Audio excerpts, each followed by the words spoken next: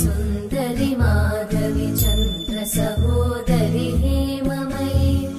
मुनिगणवन्दित मोक्षप्रदायिनि मञ्जुळवासिनि वेदनुते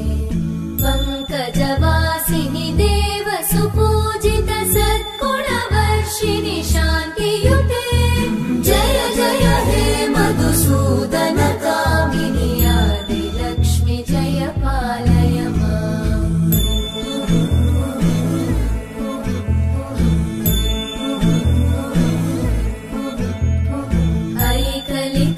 ऐकलिकल्मषनाशिनि कामिनि वैदिकरूपिणि वेदमये क्षीरसमुद्भव मङ्गलरूपिणि मन्त्रनिवासिनि मन्त्रनुते मङ्गलदायिनि अम्बुजवासिनि देवगणाश्रितपादयुते जय जय हे मधुसूदन कामिनि धान्यलक्ष्मि जय पालय माम्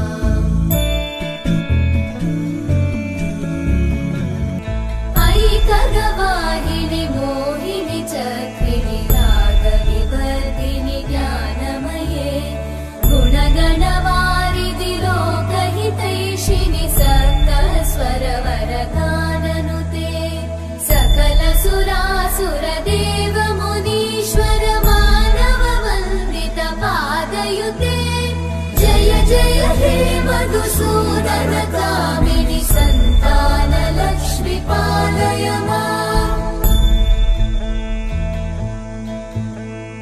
जय कमलासनि सद्गतिदायिनि ज्ञानविकासिनि गानमये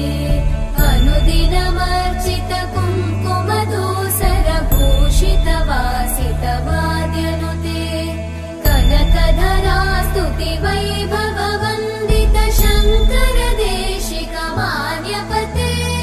जय जय हे मधुसूदन कामिनि विजयलक्ष्मि जय पालय माम् जय जय दुर्गतिनाशिनि कामिनि सर्वफलप्रद शास्त्रमये रथगज तुरगपदाति समावृत परिजन मण्डित लोकनुते हरिहर ब्रह्म सुपूजित सेवित तापनिवारिणि पादयुते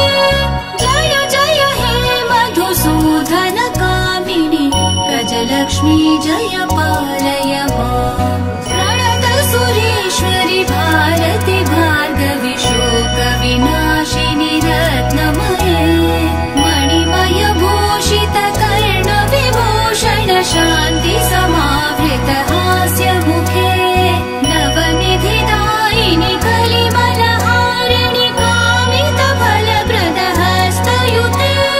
जय जय हे मधुसूदन कामिनि विद्यालक्ष्मि जय पालय माम् जय वरवर्णिनि वैष्णवि भार्गवि मन्त्रस्वरूपिणि मन्त्रमये सुरगणपूजित शीघ्रफलप्रद ज्ञानविकासिनि शास्त्रनुते भवभयहारिणि पापविमोचनि साधुजनाश्रित पादयुते